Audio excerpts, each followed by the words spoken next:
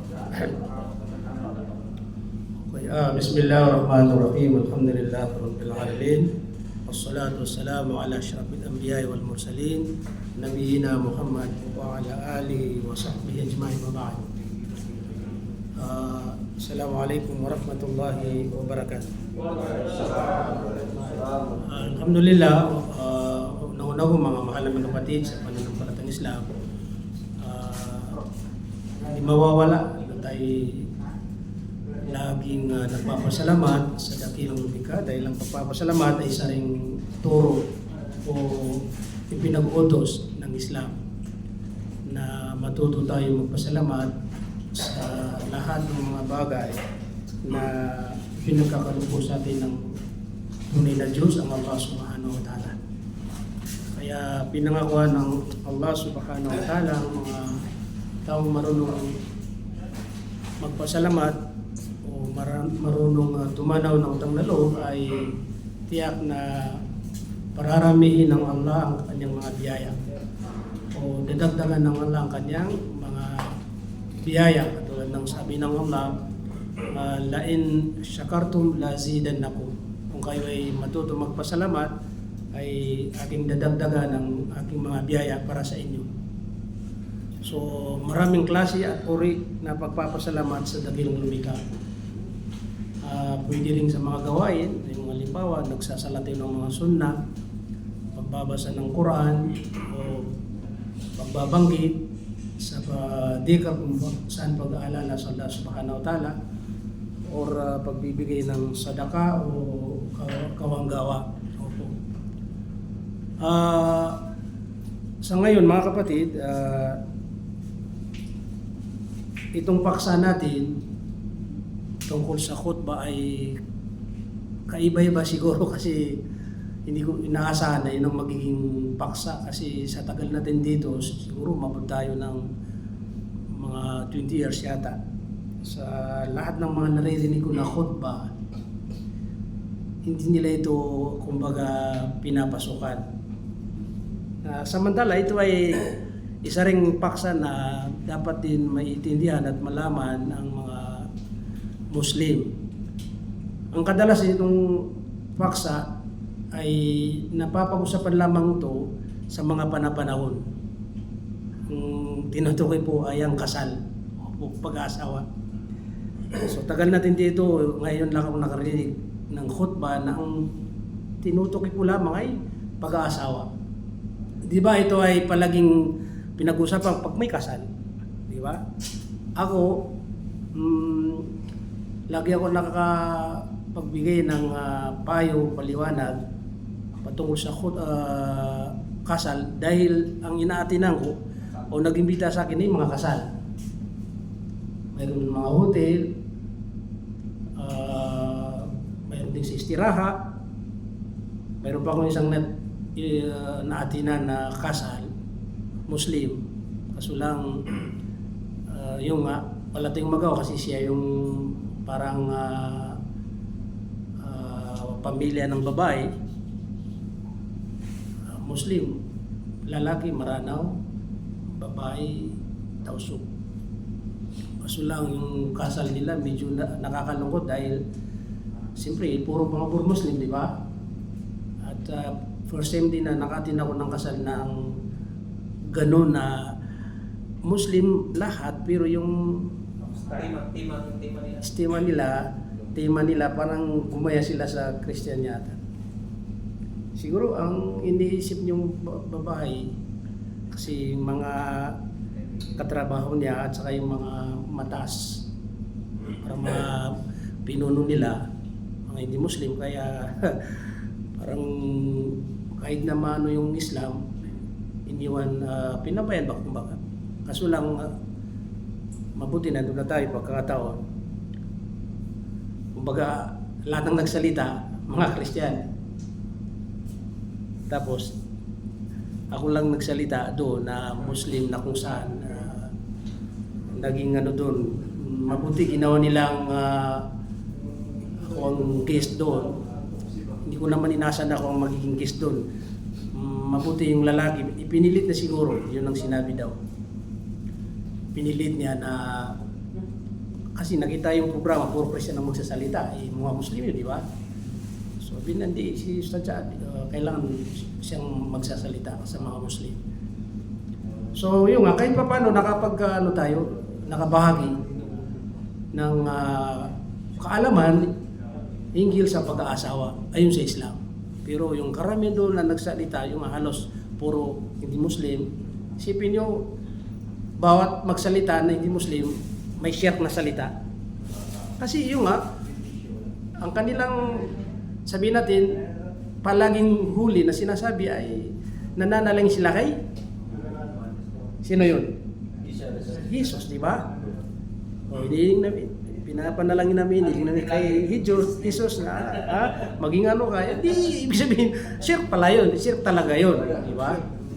So, ito yung sinasabi ko mga kapatid, na kahit na sabihin natin na Muslim na tayo, pero pagka wala tayong kaalaman sa mga bagay na yun, wala tayong magagawa, kundi talagang magkakamali pa rin tayo.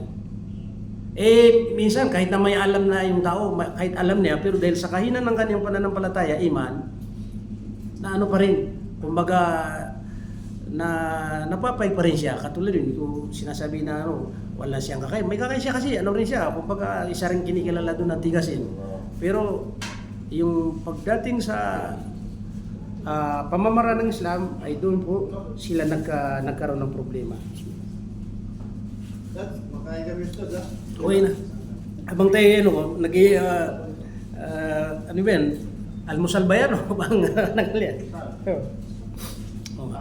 So yung mga kapatid, alhamdulillah, nagkataon lang ito na ang ating magiging paksa sa ating pag-aaral ngayon, kasama ang translation, ay pupukus tayo sa pag-aasawa.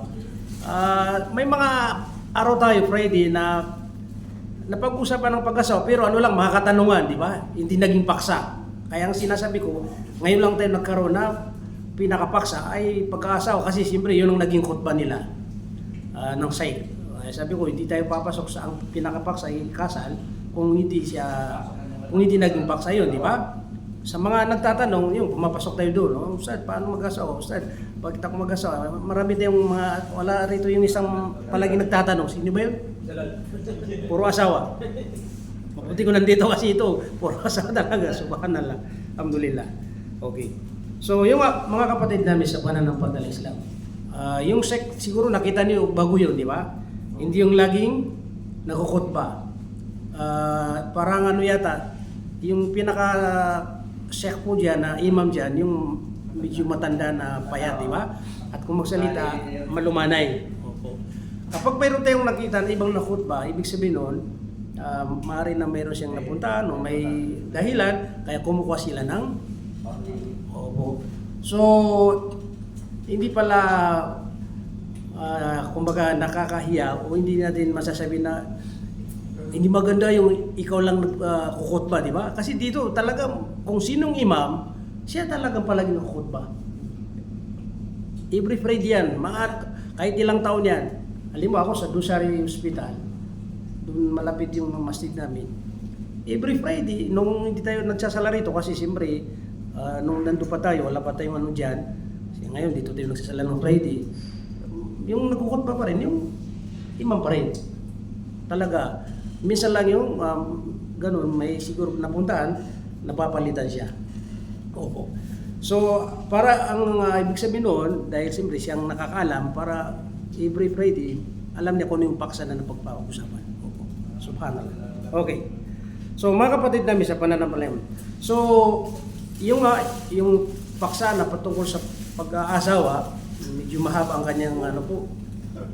Hindi pa tayo nakapagsimula. Dumating ng dami. Tinriyan to bro. Okay. So, yung ang unang-unang tanong, bakit po tayo daw mag-aasawa? Yan. Ayon sa Islam, di ba? Kasi siyempre, ilan ang binata rito? Puro pinatata. Binata lang dito, ha? Ayan, nakalive yung mga iba dyan. Baka marinig kayo ng mga messages nyo. Ako, hindi ako nakalive. Ano lang to? Record na lang. Opo, okay.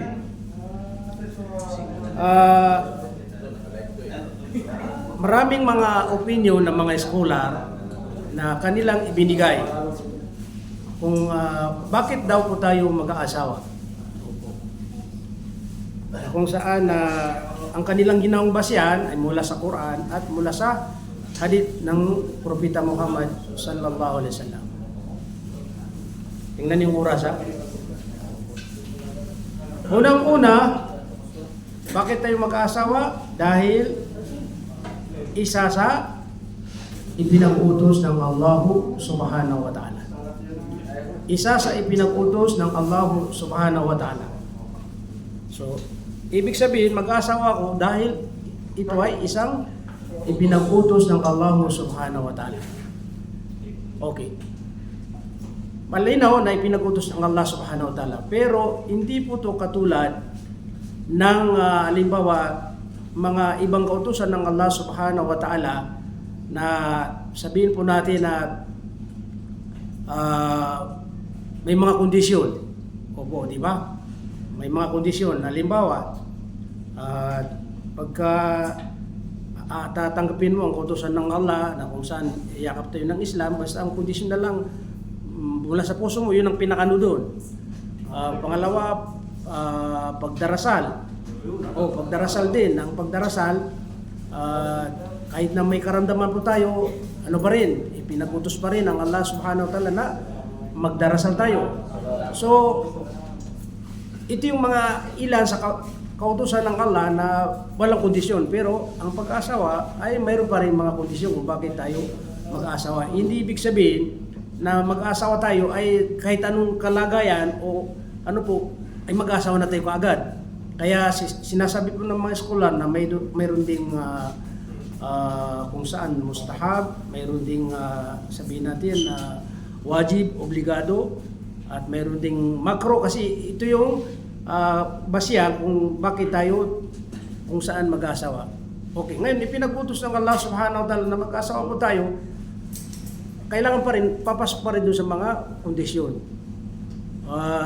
Kaya ang sabi po ng ibang scholar, kahit na ipinag-utos ng Allah, pwede rin sa ngayon hindi na ako mag-asawa. So, lumalabas doon, mayroon kang hinihintay. Di ba? Hindi ka tulad pagdarasal, pag oras na. So, lumalabas doon, pwede kang maghintay. Halimbawa, nag-aaral ka, so may plano ka ngayon, di ba? Na gusto mo makapagtapos. So, kahit na kayang-kaya mo mag-asawa kasi may mga magulang ka, diba? May mga magulang ka, pwede ka nila, kasi sa Islam, may duri tayo, di ba? Mahar. So, siyempre, kahit na magkano, kaya nilang ibigay, di ba? Pero pwede ka tumanggi doon kasi may balakang, kumbaga, tatapusin muna. Kaya kung mapapansin niyo po, mayroon ding mga scholar, hindi ko na matandaan mga pangalan nila, yung mga kilalang mga scholar, mga nauna po sa atin, hanggang sila'y namatay, nabawi ng buhay, hindi sila nakapag-asawa.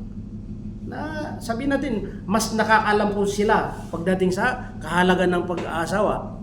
Kaso lang yung mayroon din silang kung saan layunin. Unang-una, yung makapokus po sila sa kanilang pinag-aaralan. Makapokus sila na makapagturo. Kasi inisipan nila na pagka nagkaroon ng asawa, siyempre, normal yun. Pag may asawa na, kumbaga sa busy, nadadagdagan ng pagka-busy. Kasi siyempre, aasikasun yung asawa mo, mag-aanap buhay ka. Kasi para pagkaroon ng mga anak, ganun, marami kang aasikasuin. Kumbaga. So, hindi ibig sabihin na sila ay sumuway sa kautusan ng Allah subhanahu wa ta'ala. Kundi, pasok pa rin sila doon sa tinatawag na mga kondisyon na pwede rin kahit hindi ka mag-asawa dahil kung saan kaya mo ang sarili mo pangalagaan na hindi ka magkaroon ng kasalanan. Kaya sabi nga nila, kapag ang isang tao ay lagi siya nagkakasala dahil sa babae, yun, obligado sa kanya na makapag-asawa kasi kaya siya nagkakasala. So dapat magkaroon siya ng asawa para hindi na siya magkakasala. Yun ang pinakano doon. So malinaw yun ang sabi ng Allah subhanahu wa ta'ala sa Quran, fankihu ma tabalakum minan nisa. Mag-asawa kayo, sabi ng Allah subhanahu wa ta'ala. Doon sa mga babae na yung maganda kasi maraming paliwanag dito. Pag sinabi maganda, kung kaya nandun pa yung mayaman po siya, kabilang po siya sa mga malalaking pamilya. Kasi yun ang hadith ng Propeta Muhammad sallallahu alaihi wasallam. Ang pipiliin sa babae na aasawain po natin, kahit na ipinag-utos ng Allah na mag-asawa kayo, pero ito pa rin ang utos. Kung makakainan po natin to, na una ay siya ay ano po? Mayaman, di ba? Siya ay maganda. Pangatlo siya ay kabilang sa opo. Ang pinaka-last ay mu'mina. Opo. Pero yung hadith na yun, ipinaliwanag ng mahal nating Propeta Muhammad sallallahu alaihi wasallam na kung siya'y mananampalataya, may iman, kahit hindi maganda. Kung siya'y may pananampalataya, kahit hindi mayaman. Kung siya'y mananampalataya, kahit hindi kasama sa malaking pamilya. Ang pinakamahalaga, may iman po siya, magkakaroon pa rin siya ng tinatag na baraka na pamumuhay. Pero kahit na siya maganda, walang iman, problema pa rin yun. Kasi siyempre, minsan yung lalaki, sinusubatan yung lalaki, di ba? Yung babae, sinusubak kung siya maganda, parang ganun. Kung mayaman siya, ganun din. Kung siya kabilang sa pamilya, ganun din. Nanunumbat ito minsan. Kasi bakit? Wala siyang iman. So ang pinakamahalaga doon, may iman siya. Pero kung makakainan po natin na mag-aasawa po tayo sa apat na ito, mayaman, maganda, may pamilya at mananampalataya, ayan, sinasabi nga na pwedeng paraíso dito sa mundo hanggang sa kabilang buhay, di ba? Kasi siyempre, wala kang hanapin, nandun na lahat. Kaso lang, sabi ko ng mga scholar, mahirap buuin ito, mahirap, di ba? Napakahirap. So manalang ka pa rin sa Allah subhanahu wa ta'ala na naway kung ikaw ay binata pa. Ito yung may mga asawa na. Dagdag, yan. Okay, ituloy natin yung aya. Mag-asawa po kayo sa mga magaganda sa babae, yung mga mababait po sa kanila na kung saan nagsimula ng masna. Yun. Sabi ng mga scholar, tingnan yung aya, ang agad-agad hindi sinabi ng Allah subhanahu wa ta'ala na mag-asawa kayo ng isa. Di ba? Automatic, masna. Fangki, mga tabala kung minanisa, masna. Dalawa kagad. So, pwede pala mag-asawa ka kagad? Sabay, dalawa. Pwede rin. Sa Islam. Salasa, sulasa, masna, sulasa. Dalawa o di kaya tatlo. Pwede pala, tatlo. Sabay. Basta kaya. Hindi ako nakalay pa kasi alam ko may nakikinig sa amin.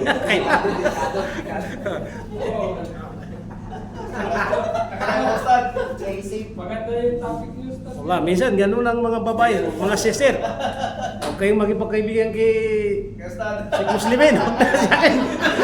Itsahin. Bakit?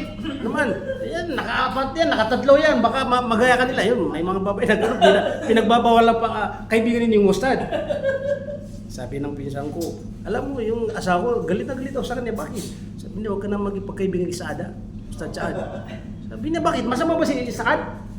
Alam mo, kilala mo siya. Basta, yung palang, tinutukoy niya, baka daw. Ganun. Sabi ko, mabuti, pinagtanggol mo ako. Kasi mali yung kanilang pananaw, di ba? Mali yun. Hindi ka makikipagkaibigan dahil si may dalawa, may tatlo, may apat. Nakatakda yung para sa kanya. Kung ikaw walang nakatakda, kahit anong gawin niya, hindi mo pa rin siya matutulad. Pero kapag may nakatakda, wala ka nang magawa. Yun nga yung magkaroon ng kaibigan, yung apat eh. Subhanallah. Doon ka dapat dumikit. O yun. Pang-apat, waruba. Dalawa, tatlo, apat. Ito yung sabi nga ng may sulat, ipinahintulot sa Islam. Hindi ito obligado O, hindi obligado. Pati rin yung isa, hindi naman obligado yun. Kung wala sa kondisyon, halimbawa, di ba kasi nabanggit natin kanina. Kaya ang sabi ng Allah subhanahu wa ta'ala, fa in khiftum alla ta'dilu fawahida. Kapag hindi niyo kaya, hindi kayo maging makatarungan sa dalawa, o tatlo pa, o apat, fawahida, yun. Dito po natin malalaman na doon inidi ng tagapaglika na bumalik kayo sa fawahida, bumalik kayo sa isa. Kaya kung titingnan mo mga Muslim, alin ang marami ba? Kasi mali yung sinasabi na mga Muslim maraming mag-aasawa, di ba? Mali yung kasi lumalabas maraming mga Muslim daw. Hindi, kung titingnan natin, na 100%, maaaring na 1% lamang na may mga asawa. Okay, ngayon, tulad natin ngayon, ilan tayo lahat? Tayo. Di ba? Ilan ang porsyento? Yung may asawa na dalawa? Wala, halos Wala yata. Ayaw na siya. Sino amin? Yan. 0.01% lang. Basta ako, hindi ako naka-live. Ako naka-record na lang. Kayo lang naka-live. So, ibig sabihin, parang Konti lang. konti lang. Hindi umabot ng 1%, di ba?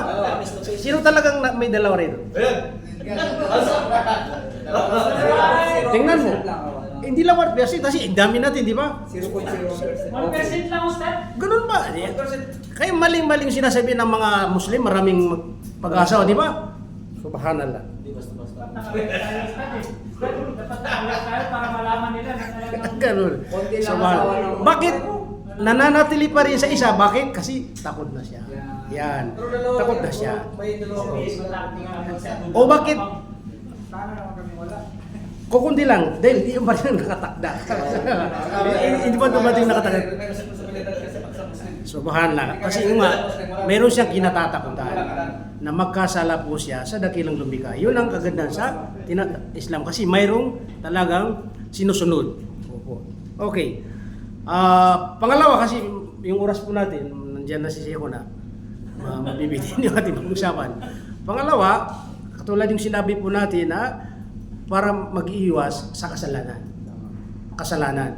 Kaya kung titingnan niyo yung hadith ng Propeta Muhammad sallallahu alaihi wasallam, ang sabi niya, ya ma'syara syabab man istata'a minkum ba'atan falitazawwaj. O kayong mga binatilyo, kung sino man ang may kaya sa inyo ay mag-aasawa. Okay. Isa rin yun sa pautos, di ba? So bakit tayo mag-aasawa? Ang pinaka dahilan doon ng sinabi ng mahal nating Propeta Muhammad sallallahu alaihi wasallam ay para mapangalagaan ang tinatawag na pagnanasa. Yung lalaki baka maiba yung magamitan niya sa kanyang sarili. Yun ang pinaka doon, magkaroon ng pagkakasalan. Eh sabi ni Propeta, mag-asawa kayo kung kaya nyo. Dahil yan ang magiging dahilan na para mapangalagaan po natin ang ating okay. Ngayon, ihalin tulad natin o ikumpara natin sa kung saan pananampalataya ng Islam.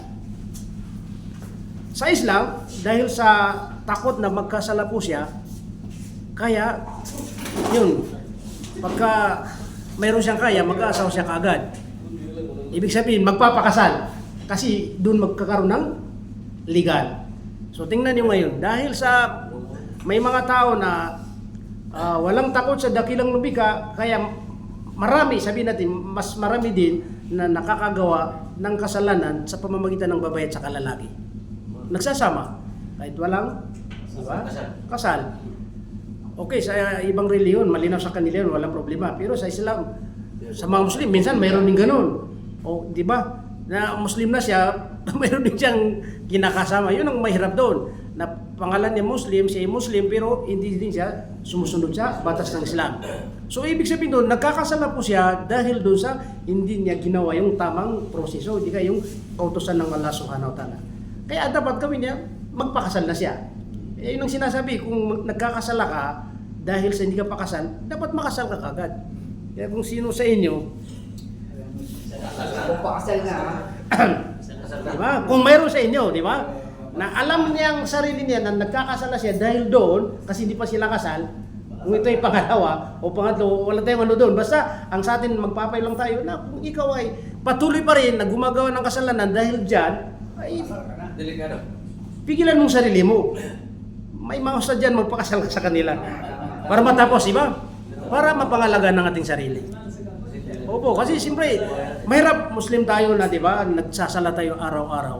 Kaso lang, nagsisina ka. okay, yun, di ba? Kaya tama, yung dalawa na nag-uusap, na wala silang pangatlo, ay yung pangatlo nila ay si Satanas. Normal yan, sa mga gano'n na hindi pa sila kasal, nagkakaroon sila ng kasalanan. Kaya, inutusan din na mag-asawa kasi para mawala yung kasalanan. Opo. Saka na lang kung mayroong magtatanong sa atin. Ustad, kailan ba pwede tayo? Magaling pala ako, Ustad. Para magkatuloy tayo. nakaraan yata, mayroon akong nakita sa picture nyo, may salo-salo. Sabi ko, mahirap ito, tayo ang hindi naimbitahan. Pero pag hindi tayo imbitado, huwag tayo pumunta. Yun ang pinakano doon. Yan. Maganda. Subhanallah. Okay.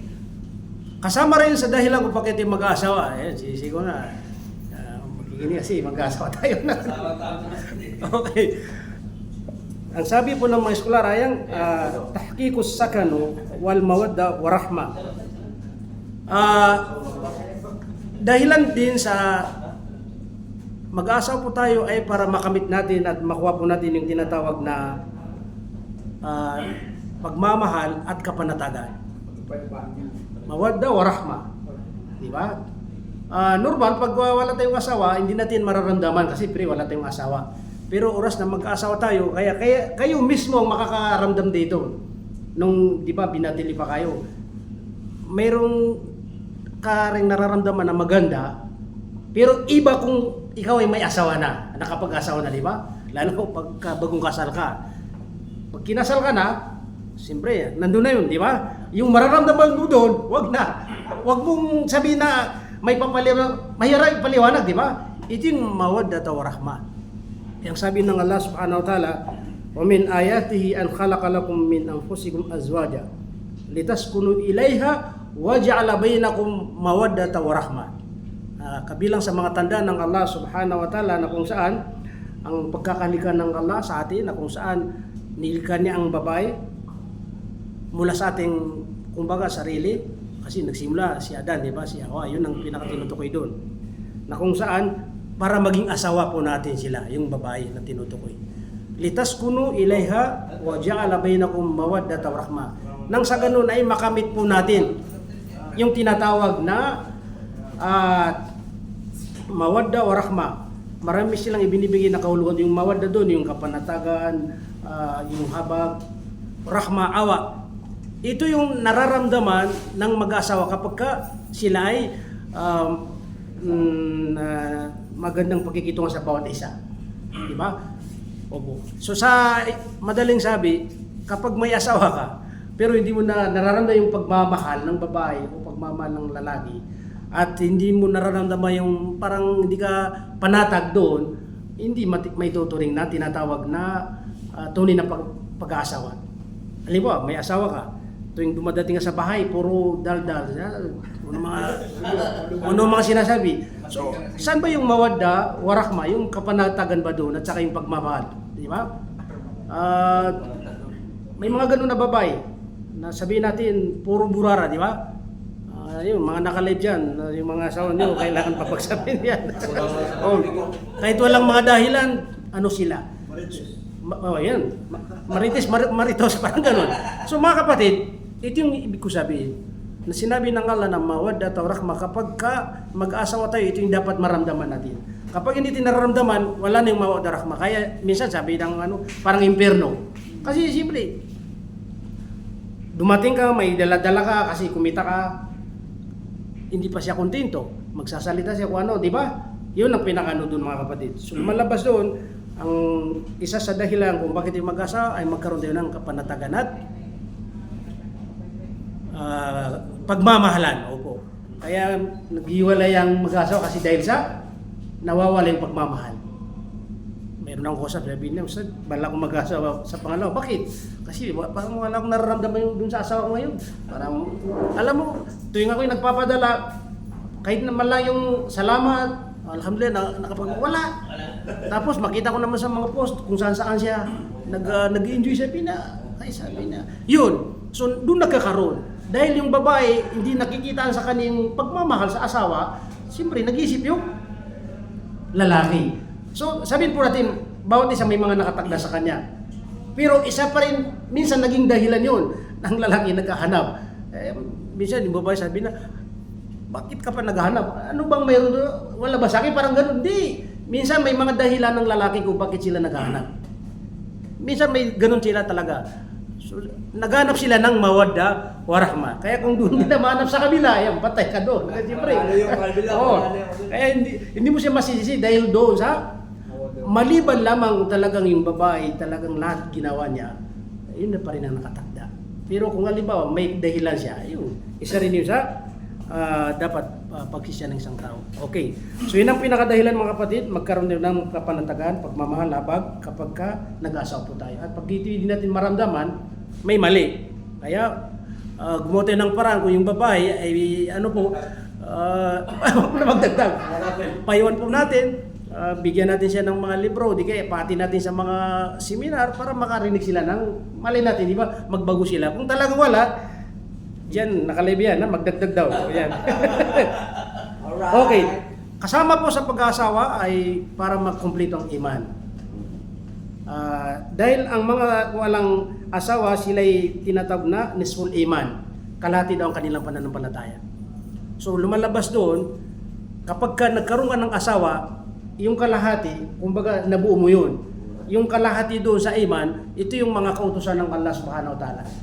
Pagdarasal, pag-aayuno, yun. So lumalabas yun, malaki ang sakop ng pag-asawa kasi siyempre, nisful iman, pag-asawa. Pero sa kalahati rin, ang tinutukoy yung mga kautusan ng Allah subhanahu wa ta'ala. Ang problema, kahit na nakapag-asawa po tayo, pero hindi pa rin buwang iman. Bakit? Kasi nag-asawa ka, pero hindi ka pa rin nagsasala. Di ba? Hindi ka pa rin gumagawa ng kagustuhan ng Allah subhanahu wa ta'ala. Nisful iman ka pa rin. Kalahati pa rin ang iman, subhanallah. Hindi pa tayo marami nang mga nandyan, hindi makain. Di ba? So lumalabas mga kapatid namin sa pananampalatayang Islam. Para mabuong iman po natin, makumpleto ang iman natin, sa hindi pa nakapag-asawa, mag-asawa na. Kasi kung halimbawa, nagsasala po tayo, nag-aayon na po tayo, gumagawa tayo ng mabuti, pero binata pa rin tayo, nisful iman pa rin tayo kalahati. Ibig sabihin, hindi natin matutulad yung may mga asawa. Di ba? Kaya kayo may mga asawa, kasama tayo doon, basta panatili natin ang pagsunod sa mga kagustuhan ng Allah subhanahu wa ta'ala, pagtupad sa mga tungkulin natin, nasa atin yung tinatag na kumpletong iman. Bakit? Kasi nakapag-asawa po tayo. Ang tinutukoy po rito na binibigyan ng pansin, kayong mga walang asawa, basta kaya nyo, dapat makapag-asawa kayo agad, di ba?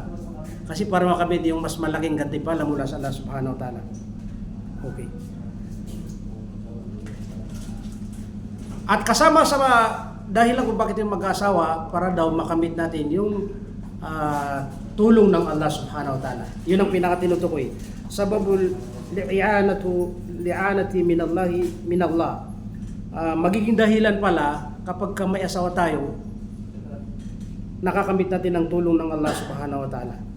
So lumalabas doon, kung binata ka, may tulong din ng tagapaglikha kasi kapag huminiling tayo, di ba, tinatanggap ng Allah. Pero mas pabor, mas higit na tinutulungan ng Allah yung may asawa. Kaya nabanggit sa hadith ng Propeta Muhammad sallallahu alaihi wasallam na kung saan may mga panalangin ng kanyang mga tagasunod kung alipin ng Allah subhanahu wa ta'ala, pero isa rin sa tinatanggap ang kanyang panalangin ay ang may asawa. Kaso lang may kondisyon, yung nag-asawa na dahil sa takot sa Allah subhanahu wa ta'ala. Ibig sabihin, ako ay nag-asawa dahil natatakot ako na magkasala. So yun ang sigurado na tinutulungan ng Allah subhanahu wa ta'ala. Hindi kasama yung mga nag-asawa na may ibang layunin. Yung mga biro-biro lang, alam mo naman yun. Hindi yun. Basta lang yung tunay na may layunin na natatakot sa Allah subhanahu wa ta'ala magkasala, sila yung tiyak na tutulungan sila ng Allah subhanahu wa ta'ala. Okay. Kasama rin sa dahilan kung bakit tayo mag-asawa ay takthirun nasl. Yung pagpaparami ng lahi. Ayan. Isa rin sa dahilan kung bakit pala tayo mag-asawa para dumami tayo. Tingnan niyo po, kapag hindi mag-asawa, paano tayo dadami, di ba? Okay, halimbawa, katulad natin ngayon. May asawa po tayo, halimbawa. Dalawa lang tayo. So, paano tayo dadami? Basta pagka magkaanak ka tayo. So, nagkaanak ka, lumaki naman yung anak mo, nag-asawa naman. Kaya, nagpaparami ng lahi. Ito yung isa sa layunin din ng pag-asawa na paramihin ng mga lahi. Kaya ang sabi ng Propeta Muhammad sallallahu alaihi wasallam, tazawwajul wadud wal walud fa innahu mukathirun bikum al-umam yawm al-qiyamah. Mag-asawa kayo, sabi ni Propeta Muhammad sallallahu alaihi wasallam, sa mga babaeng palaanak. Ayan. So, ibig sabihin pala doon, pati yung pag-aasawa, pagdating sa panganganak, kailangan yung palaanak. Okay, nag-aanak na siya. Pero kung mayroon kang mahanap na palaanak, yun ang pinakamainam. Kasi bakit? Kasi pag palaanak, marami magiging anak. Bakit? Dahil sa kabilang buhay, sabi ng Propeta Muhammad sallallahu alaihi wasallam, ay ipagmamalaki ng Propeta Muhammad sallallahu alaihi wasallam ang kanyang mga umam. Ibig sabihin mga tauhan. Di ba? Kaya subhanallah, sa Yaumul Qiyamah, sa kabilang buhay, dahil mas marami yung tagasunod ni Propeta, kaya makikita na pinagmamalaki sila ni Propeta Muhammad sallallahu alaihi wasallam.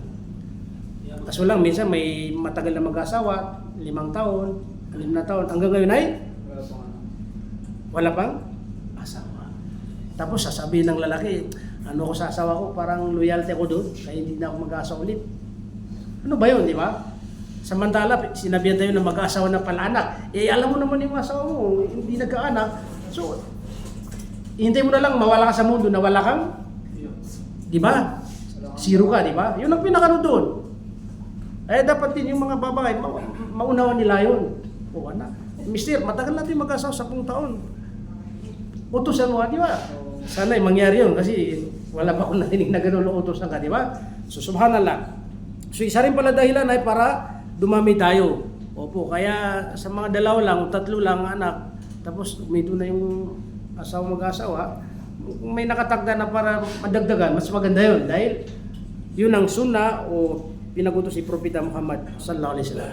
Kaso lang minsan may mga negative na tinitingnan. Ayun, tapos pag nakita yung tao yung negative, ayan, pasasamain niya. Ay, hindi yan maganda kasi alam mo naman, ito yung mga nakikita ko nangyayari. Wala tayong magawa, kung ano yung nakatakda sa kanila, yung pa rin. Basta lang sa atin, sigurado natin yung sa atin na maging makatarungan po tayo. Kung ano yung tama, ginagawa po natin. Kung may mga resulta na hindi maganda, ang mahalaga tayo, huwag nating tingnan yung iba. Kasi hindi naman tayo babase sa iba. Huwag mong tingnan yung pagkukulang ng isang tao. Huwag mong tingnan yung kasama ng tao. Sarili mong tingnan. Kung meron ka, di ba? Yun ang sisiguraduhin mo doon. Opo. Okay. Kasama rin po ay para tuloy-tuloy yung tinatawag na sababul lil istimraril ajr ba'da al-maut. Para daw tuloy-tuloy na makamit natin yung biyaya o di kaya gantimpala mula sa Allah subhanahu wa ta'ala. Ang tinutukoy po niya rito, halimbawa sabi niya, nakapag-asawa ka na, tapos nagkaanak ka, tapos yung mga anak mo, naging salihat o salih, ibig sabihin mga mabubuting bata, mabubuting anak, at ikaw ay namatay. Kasi ba'dal maut, at ikaw ay inilibing na, sa madaling sabi, iniwan ng mga anak mo. Pero dahil sila ay mga mabubuting bata, patuloy pa rin yung gantimpala na makakamit ng magulang. Di ba yung nabanggit sa hadith ng Propeta Muhammad sallallahu alaihi wasallam, idha mata na Adam yung kataamal, kapag namatay isang alipin ni Allah subhanahu wa ta'ala ay ano po, putol lang kanyang mga gawain. Maliban lamang sa 3 lamang hindi na puputol. Kasama ron yung ilmo, yung kaalaman, al-ilmu yantafa'u bi, yung ilmo, yung kaalaman na napakinabangan. Na ituro ko sa kay Brother Rashid, tinuro niya sa iba, yun ang kaalaman na hindi mapuputol. Tuloy-tuloy ang gantimpala.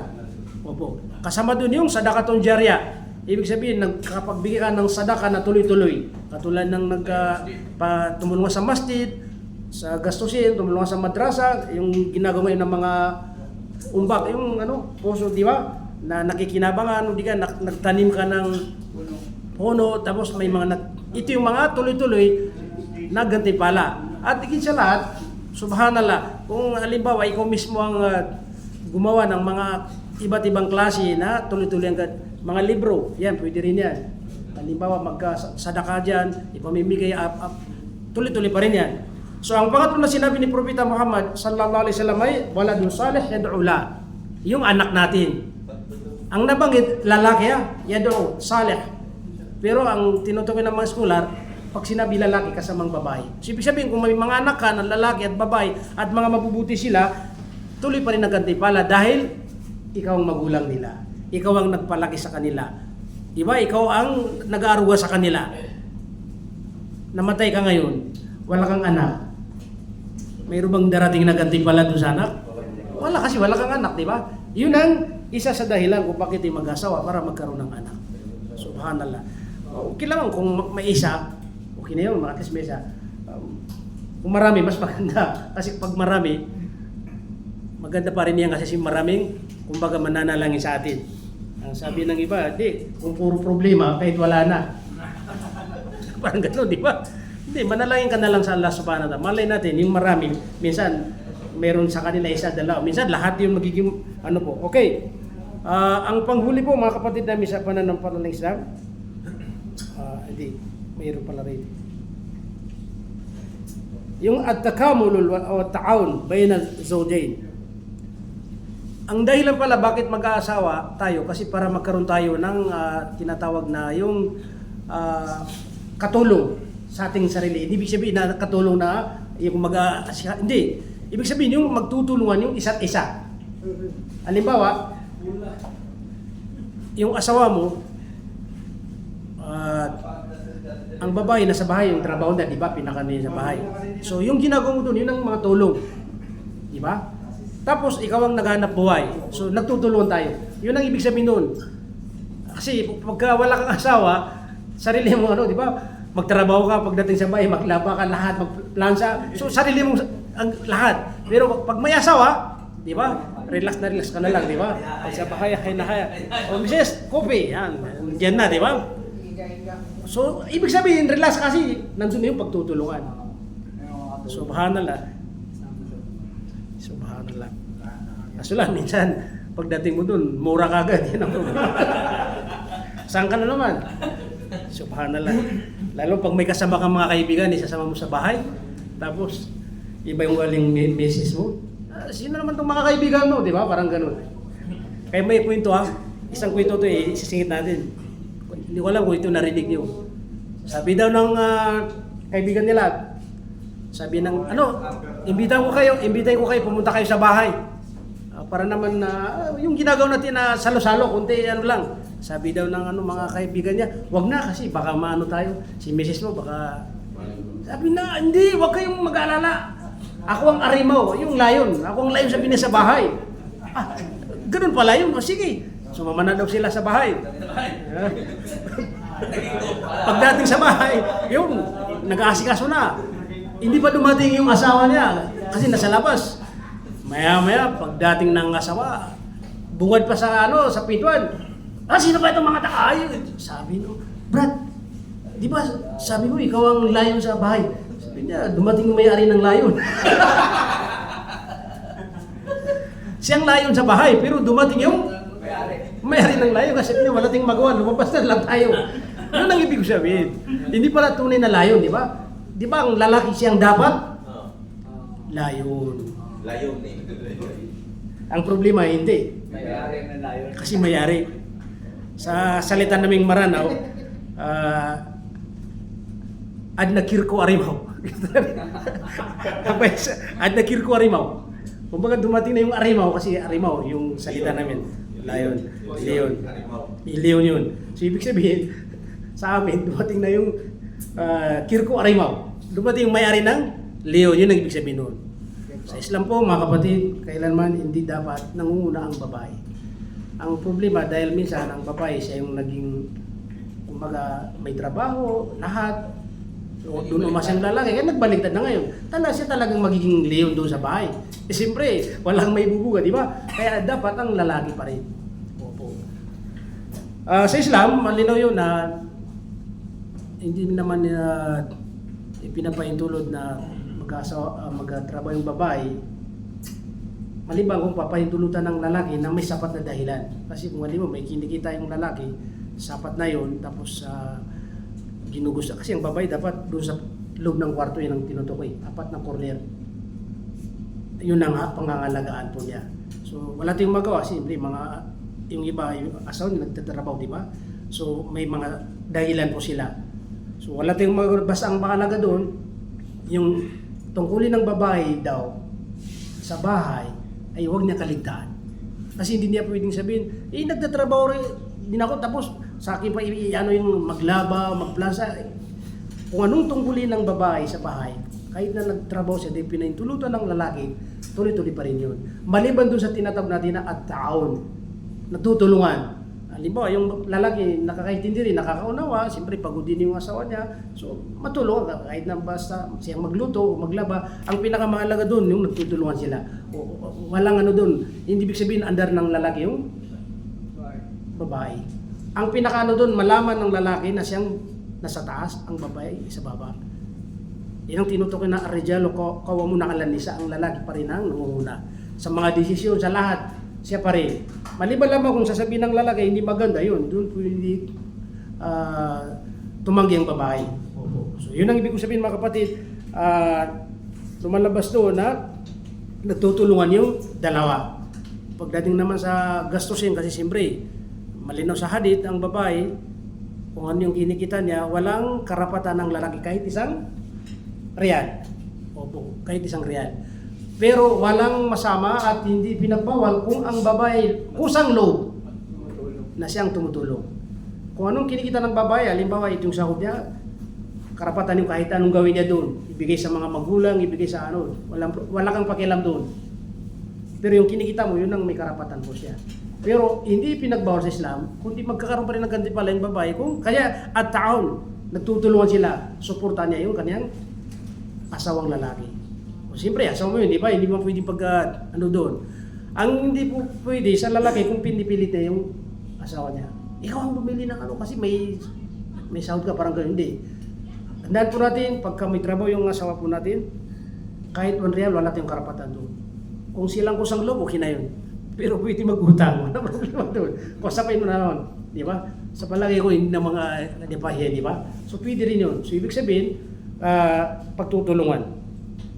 Panghuli po mga kapatid namin sa pananampalataya Islam ay takthirul ajru min Allah subhanahu wa ta'ala. Ito ang pinakalas. Bakit tayo mag-asawa? Nang sa ganun ay para dumadami ang ating gantimpala na nakukuha natin mula sa Allah subhanahu wa ta'ala. Di ba? Di ba yung hadith na mahaba yung hadith na yun? Na ang sabi ni Propeta Muhammad sallallahu alaihi wasallam sa ulungan na kung saan yung pinagpala yung mga mayayaman, pinagpala sila daw. Bakit sila ay nakakapagbigay ng sadaka, nakakapagbigay ng kawanggawa, nakakapagsagawa ng hajj kasi may pera na sila, nakakapagsala sila. So ibig sabihin, nakasa kanila yung lahat. Marami silang pera, naibibigay nila, nagagawa nilang kanilang mga tungkulin bilang isang Muslim. Yun ang sinabi ng isang sahaba kay Propeta Muhammad sallallahu alaihi wasallam na, ya Rasulullah, pinagpala yung mga ganun ng mga tao. Kasi kami lang, nagsasala lang kami. Nagdadarasal lang, nag-aayono. Pero pagdating sa pagbibigay ng sadaka, wala kami kasi wala kaming kayamanan. Pero ang sabi ni Propeta Muhammad sallallahu alaihi wasallam, wala bang itinalaga ng Allah subhanahu wa ta'ala para sa inyo na magkaroon din kayo ng gantimpala? Diba? Para mapantay nyo sila. Ang tasbihat, pagbangit ng subhanallah, pagbangit ng alhamdulillah, pagbangit ng alhamdulillah, Allahu Akbar, ito puro sadaka. Ibig sabihin, nakakapagsadaka tayo. Kung sila nagbibigay sila ng gawang-gawa, tayo nag-dikar tayo kasi wala tayong may bibigay. Subhanallah, alhamdulillah, la ilaha illallah, para rin tayo nagsasadaka. Yun ang ibig sabihin. At pati rin sabi ni Propeta Muhammad sallallahu alaihi wasallam, pati yung pagtabi niyo sa asawa ninyo, mayroon diyang sadaka. Kaya sabi ng mga sahaba, ya Rasulullah, pati yung pagtabi namin sa asawa namin, may sadaka pa rin yan. Ang inisip ng siguro sahaba, dahil doon sa nararamdaman ng pinakamaganda, okay na yun, sapat na lang sa akin yun, di ba? Hindi, mayroon ka pa rin gantimpala. Kaya sabi ni Propeta, di ba, kung yung dala-dala, ilagay mo sa haram, di ba magkakasala ka? So ibig sabihin, kung ilagay mo sa halal, tama, may gantimpala. Kaya yung hadith nyo, likul libutin sadaka. Kaya subhanallah, nakalib kayo babata, ano yun, sadaka. So ibig sabihin, kung buong gabi, dami mong sadaka. Allahu Akbar. Di ba? Dami sadaka. Wala ito sa mga walang asawa. At may asawa na, pero sa malayo na, sabar na lang. Kaya mag-ayun lamang sabi ni Propeta Muhammad sallallahu alaihi wasallam. Naway meron tayong napulot na aral sa aking pinagi ko sa inyo. Anong oras yata? Tamang-tama. So, kung mayroon tayong katanungan, Muslim eh. Jalil, dumating o dala? Dumating. Yung pagkain. Oo, kanina. Hindi nagre-reply. Ganun ba? Sali ng karakter. Picture, picture. Okay, tapos. Ustads, may tanong ako, Ustads. Di ba meron tayo sa hadith na sabi Mary, a woman of your choice. Okay. Mary, a woman of your choice. Ngayon, yung sa babae, ganun din ba? Na Mary, a man of your choice? Tandaan po natin, ang pinaka-priority, lalaki lamang. Kasi siya yung nabanggit mo sa hadith. Di ba yung sinabi natin kanina na kung mag-asawa kayo, ito yung pipiliin niyo, di ba? Walang nabanggit din sa hadith na babae na ito ang pipiliin nila. Kasi ang babae, sila yung pinipili. Okay. Pero, mayroon pa rin doon sa babae na kung saan, karapatan niya rin na kung saan, halimbawa, ang mag-asawa sa kanya, yung Hindi niya gusto. mayaman, kaso lang, iba yung, iba, Hindi niya gusto. ugali. So yun, pwede siya pumili doon.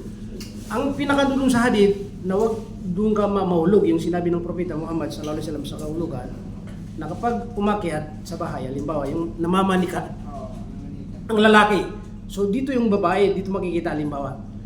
Ang sabi ni Propeta, kung ang lalaki ay umakyat sa bahay, mamanikan, at ang pamilya ng babae at nakita nila na magandang kanyang pag-ugali at magandang kanyang relihiyon, ibig sabihin may pananampalataya sa Allah Subhanahu wa Ta'ala.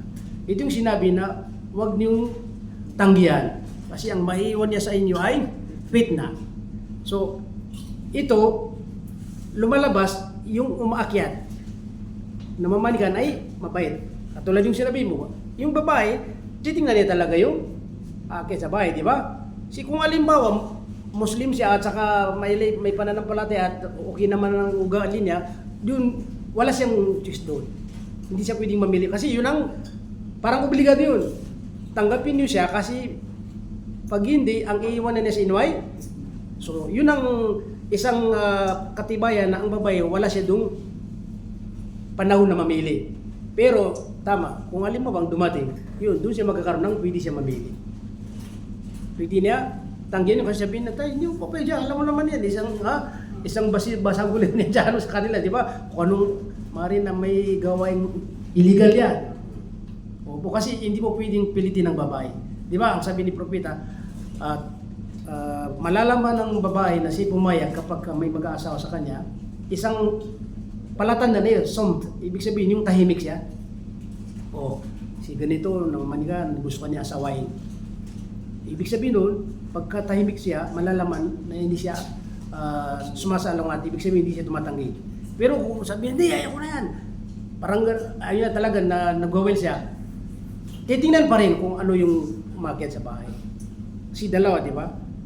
Kung gusto ng babae, maganda yung relasyon kasi gusto niya. Pero kung ipilit mo yung hindi niya gusto, di ba mayroong mga gano'n na kinasal dahil sa mga magulang, pinilit, hindi siya nakapili, di ba? Anong naging resulta? Wala. Minsan ilang buwan lang, wala na, ito na sila, iwalay na sila. Sa amin, sa mga Maranao, sa trip namin, may mga experience na dahil may tinatawag na mga parents na sila lang. Minsan, maliit pa sila, anong tawag sa amin sa Maranao? Piakanggeraya? Hindi. Mga maliit pa sila, di ba? Mayroong katawag sa amin sa Maranao, Piakanggeraya.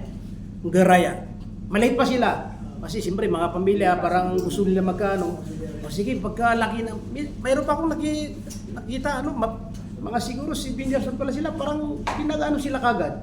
Pero nung malaki na sila, sa kanila sila pinagsama. Opo.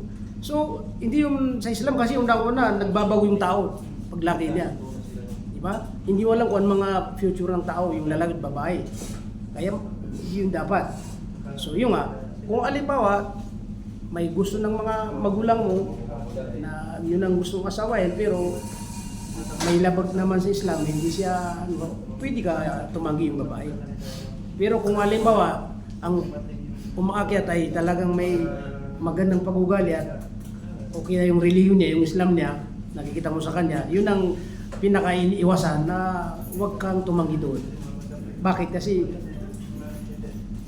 magkakaroon ka ng ito, maikling kwento, yung anak ko rin, nung nagbakasyon ako, di ba, ang bala ko talagang hindi na ako papayag mag-asa muna kasi batang-bata pa, 20 years old naman siya. Katatapos siya sa kuliah, sa college. Naisip ko, papuntin mo na rito para makabisita sa marami akong plano sa kanya. Subhanallah. Kaso lang, yung umakit sa bahay, siyempre, tayong nagpapaliwanag, di ba? Na nakita natin na maayos naman yung religion niya, lalong-lalo na nakapagtapos yan ng kuleto da'wa. Ang kanyang natapos, da'wa. Ito yung gawain natin, di ba? So, tapos yung religion niya, yung ugali niya. So, kahit hindi tayo papayag, pero may pa rin tayo dun sa pagsunod sa hadith ng Propeta Muhammad sallallahu alaihi wasallam. Kaya pagka ang binabasyan po natin ay Islam, wala tayong problema doon. Kaya nagkakaroon tayong problema kasi lumilihis tayo, hindi tayo kumbaga sumusunod sa tunay na turo ng Islam. Kaya nagkakaroon tayo ng problema. Pagdating sa mahar, pag sinabi na mahar, di ba ang pinaka-baraka ay yung maliit na mahar, duri. Kapag malaki na, hindi yun yung sinabi ni Propeta na may baraka na malaki.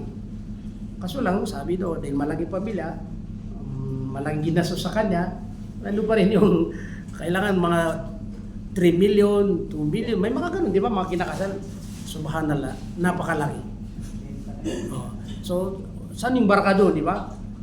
Kaso lang, hindi mo yan mapipigilan sila kasi, siyempre, mga malalaking pamilya, kumbaga, yung 1 million, napakalit sa kanila, di ba? So, lumalabas yun, depende sa katayuan ng tao. Oh. Siyempre, halimbawa, yung bang, alam mo na mahirap makahanap ng 1 million, sasabihin mo, sige 1 million. So parang ibig sabihin nun, huwag ka na lang tumuloy. Di ba may mga ganun? Titingnan mo yung kakayanan ng tao. Yun ang sa Islam.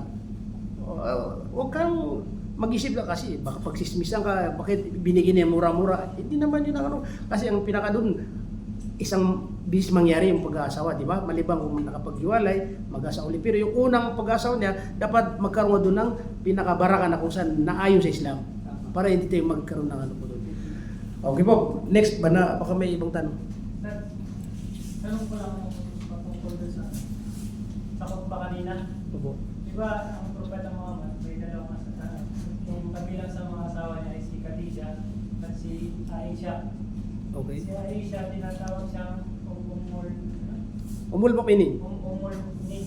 So, kumbaga tanong ko doon, bakit na punta kay Aisha na huli siya na naging asawa ng Propeta Muhammad kaysa kay Khadija? Mali pa rin yung pagkakaintindi doon. Tandaan po natin ang sabi po ng mga eskolar, lahat ng naging asawa ni Propeta Muhammad ay lahat nasasabi Ummul Mu'minin. Okay. Hindi lang siyang tinutukoya. Kaso lang kadalasan mga nakikita sa hadith, nakalagay Ummul Mu'minin. Kasi kaya parang yung iba, sinasabi na bakit, tulad din, di ba, na naitanong. Pero ang sabi po ng mga eskolar, lahat ng naging asawa ni Propeta, sila yung mga Ummul Mu'minin. Kasi kung titingnan mo, na may karapatan, kumbaga kung may karapatan, kaso lang, ang sabi nga nila, mutasawin, pare-pare sila doon. Di ba ang kauno ng yumakap ng Islam sa mga babae? Khadija. Kaya hindi po maging basihan na dapat sabihin siya lang. Kaya di ba, ang tama pa rin yung sinasabi ng mga eskwela, lahat ng mga naging asawa niya. Kasi kung siya lamang, parang may, di ba? May speciality. So, Hindi, may kulang kasi siyempre. basis o race. Ang unang nabang awal wa amana minan nisa al-Khadija bintu Khailid. Ang unang-unang yumakap ng Islam, tumanggap sa panahon ni Propeta ay si Khadija. Di ba dapat siyang maging? Opo. Kaso lang lahat sila ay parang opo. So mga hadith, mas marami hadith ni Aisha kasi siya yung isa ring nasabi na sa ni Propeta, malawak ang kaalaman. Di ba kasi siyempre marami siyang naikwento ng mga hadith. At saka si Khadija, hindi naman katulad ni Isa, matagal si Isa kasi si Isa batang-bata pa siya. Opo.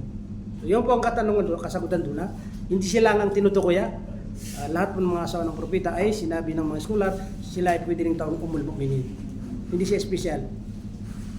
Kasi kung siya lang espesyal, si Khadija siyang naunang naniniwala, di ba? Dapat siya. Ustad kasi parang naging mas maraming time na naging kasama si Aisha kaysa kay Khadija. Opo, kasi Kaya mas maraming hadith na naikwento po niya, mas marami. Kumbaga sa tagal nila pagsasama, mas marami ang ano po. Okay, next. Ustad, Mas wala tayong kainan ngayon. meron pa isa. Ustad, meron pa isa. Kasi sa atin sa Pilipinas, meron tayong sinasabi na Sharia law.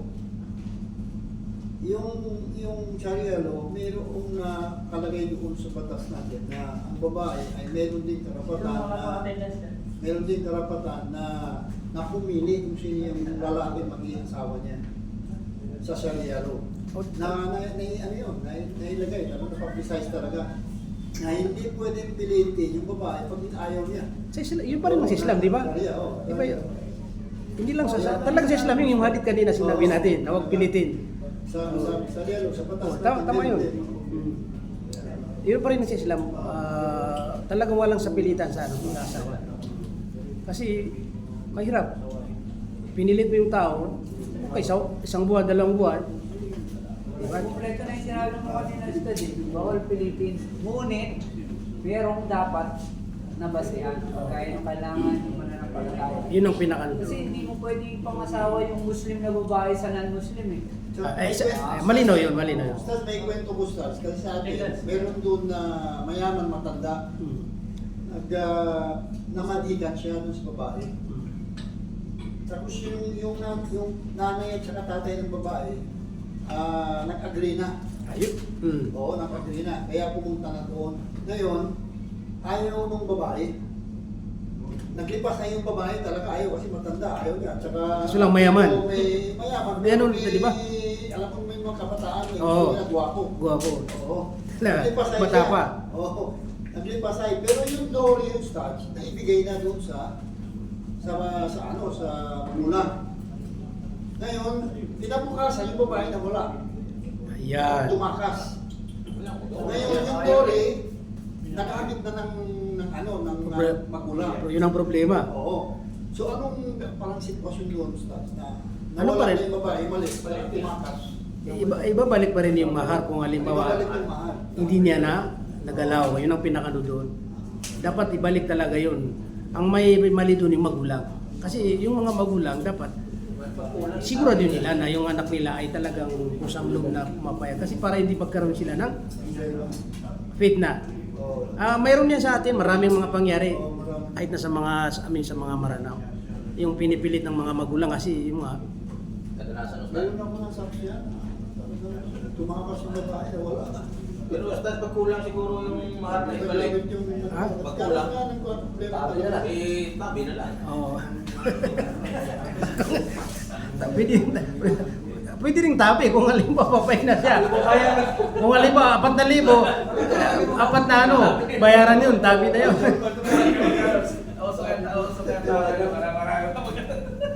Hindi, pwede naman kasi. Pati yung pag-asawa pwede namang installment yun. Halimbawa, ilan ang nasamahan natin sa korte? Na siyempre, walang cash. Tanungin mo si kapatid, magkano bang gusto ng idure? Halimbawa, 3,000. Lahat ba yan na cash? Ay, hindi pa nagsahod. Minsan, tumatawa yung judge. Kung mag-aasawa ka, hindi ka pala nakahanda. Hindi kasi nagkasundo kami. Para daw may wasan yung pagkakasala, di ba? So ano nang mangyari? Tatanungin yung babae, papayag ka ba? Eh siyempre, nagbahalan yun. O sige, installment na lang. Yun sasabi. Kailan mo bayaran? Sinusulat ng ano, nakasulat sa korte. Obligado kasi. 3 buwan. 3 buwan, kapag ka talagang hindi nagbayad, hindi nagbigay. Pero mahirap magbayad. Alam niyo, mahirap magbayad yun, di ba? Kasi siyempre sasabihin na, wala, hindi ko na sisingilin. Pag hindi siningil, ayun, pinakamay na pa rin yun. Kasi sa Islam, ganun din yan. Pag ang utang, ay, Yun. Paano sisingilin na tumubo na? Mali pa rin yung hindi mo babayaran yung ano kasi pangako mo yung sa misis mo eh. kailangan pa rin kung talaga matino ka. Oo, matino. May okay na bibigay pa rin. Matino ka kasi unang-una, Kasunduan yan eh. ang naging saksi, yung pinaka-site. Di ba saksi, pinakamalaking site. Tapos, dadayan mo siya. Huwag kang mag-galala kasi hindi naman tayo nakikita ni site. Di ba? Hindi man yun. Pero sa oras na isumbungan niya, ay, nakaswang kanya. Patay ka. Legality talaga yun. Okay po, anong oras na?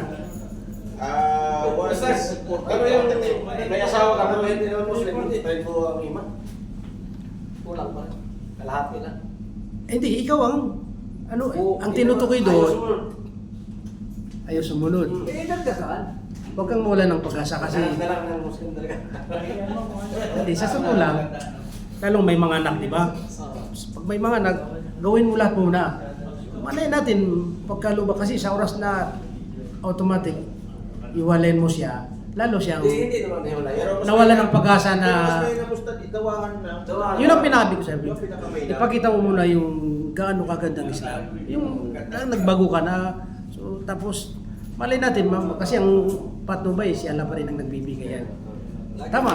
Kung alin mo, gusto magkaroon ng pamilyang Muslim na, yun, sabi nga niya, maghanap. At tulad ng mga ibang kapatid natin, dati niyang asawa, hindi Muslim talaga. Walang hiwalayan, dagdagan lang. Hindi iniwala, naghanap siya. Kasi, paano mo makakamit yung tinatawag na mawadda at warahma, yung kapanatagan at pagmamahalan? Imposible na, may ibigay niya kasi hindi siya Muslim. Hindi mahanap sa hindi Muslim. Imposible. Yung taon, isa rin yung sa nabanggit na yung pagtutulungan, o nga, ang pagtutulungan doon na binanggit din, nakasama doon, yung pagtutulungan sa pananampalataya. Yung palalaki ng bawat isa ng iman niya. Halimbawa, masarap ang tulog mo ngayon, yung nagising na siya, di ba? Magsala ng Fajr, gigising kasi magtutulungan kayong dalawa sa iman. Ngayon, kung wala siyang iman, wala siyang pakialam sa'yo. Hindi ka niya iningatan. Yun ang kaibahan.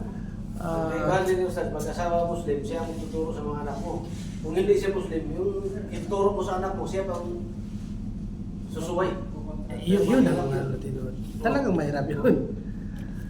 It's all. Basta huwag tayong mawala ng pag-asa, di ba? Huwag tayong sumuko, lalong na may mga anak natin. Kasi malay natin, di ba? Patnubayan sila ni Allah subhanahu wa ta'ala. Kaso lang, yun pa rin, yung ating pananampalataya, iba pa rin kapag ka ang kasama mo ay.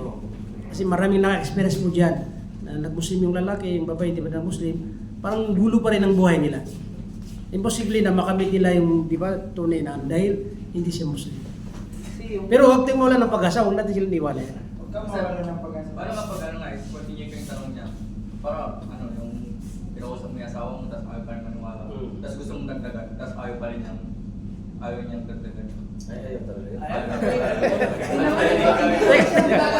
Yung pagdagdag, ikaw ang ano doon na mag-decide, hindi siya. Kasi ang babae, kung sila yung tatanungin, bihira.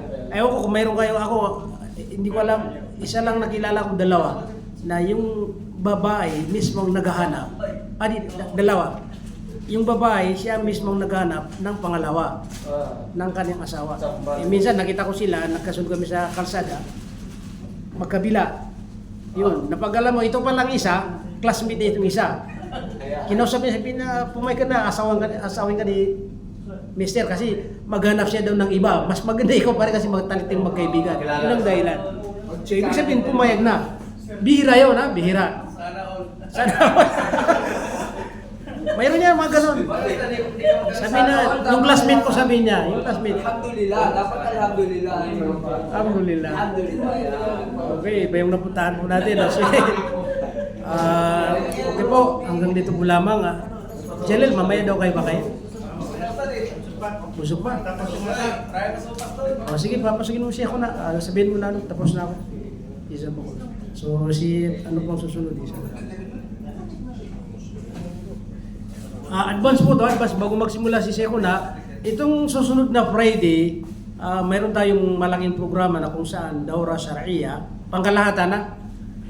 Hindi po yung seminar namin na para sa mga marano lamang. Pangkalahatan. Ang ating guest ay si Sheikh Amrullah Diambangan. Kilala natin siguro, no? Dito rin. Diyan tayo sa labas. So, advance na ito sa inyo. Dapat yung isinulat nyo ng mga pangalan dyan, yung buo kasi, yun ang ilalagay namin sa certificate. Para bago matapos, bago tayo mag-uli, meron kami mga certificate. Ay, yung dating, ano pa lang ustad, yung kay Isik, ano ba? Wala ba yung certificate? Hindi ka na siya, no? Meron. Naka-issue kami. Hindi ka ba nakakuha? Hindi ko na lang. Nakabigay yan. Pag wala ito, pangalan. Nabinigay yan. Di bali po kasi mag-post kami uli para ilagay natin ang buong pangalan Oo, kung at para malaman namin kung ilan ang makaregister kasi siyempre bisita natin yun, hindi natin masasabi ilan. So apat sila na galing sa Riyadh. Pero ang pinaka-guest natin doon ay si Sheikh Amrullah. Pero may mga magagaling din na mga kasama niya doon, isinama niya sila. So magsisimula tayo 9 o'clock hanggang 3 o'clock. Diba? Tuloy-tuloy yun. 9 o'clock hanggang 3 o'clock. Diyan tayo sa labas. Opo. Depende sa atin kung halimbawa ito yung gagamitin natin. Pag dito kasi usap, upo lang to eh. Doon, pwede rin. Kung mas malawak kasi doon, parang kung mas malawak to. Mas malawak to kumpara doon sa labas. Ganun ba? Oo, mas malawak to. Gusto natin ma'am dito o hindi doon? Malawak to. Kumpara doon sa labas, malawak to. Kasi si Lalo na sa ang- upuan. Kung napag na-pull mo na sa marami. Hindi ako, pumapayag ako na dito naman kasi parang, di ba, safety tayo na. Tapos ang kainan doon, di ba? Dito, sakto sa atin. Kaso lang si Seiko na, kausapin ko baka pumayag. Kasi parang gusto niya doon para daw Kasi naka-open. lang maano sa aliwalas. Ano doon? Hindi, nasa inyo pa rin na. Kung kayo mapipiliin, di ba maganda ron o dito? Dito, Stan. Ako, kasi dito makaupo na. Bumasa daw. Kung Nakapokus may pa sitaw, doon kasi may partition pag nandun sa loob. Minsan, Oo, doon tumitingin. nakatambay na sa likod, kaya dito focus ka lang. Nakaano lang sa kanya pag nagano. So dito na lang tayo, kumbaga. Sige, pag-usapan po namin para kung dito na tayo, dito na lang tayo. Maraming makakaupo dito, Stan. Marami makaupo para doon sa inyo. Parang isang dyan. Parang gano'n. Yun Kaya lang, ang, ang space niya lang kasi maliit. yun ang dahilan daw kasi doon, parang malawak. O sige, kung anong magiging desisyon namin, yun pa rin ha. Kung doon pa rin, doon. Kung dito, dito. Ang mahalaga na dito kayo lahat. Pwede naman. Sino po sa atin na baka itong Friday ay wala rito? Para masigurado ko na yung listahan, yun ang sasabihin ko na ito yung sigurado na ano. Sino po sa atin na sa Friday ay hindi makakapunta? Okay lahat? Final yan. So kahit tayo lang, marami-rami na. Pero madadagdagan pa rin ito kasi may mga kapatid natin na pupunta dahil alam naman kilala si Sheikh Amrullah, inshallah sa kanyang ano po, may atin yan, maraming atin. Okay po, hanggang dito po lamang inshallah mga kapatid.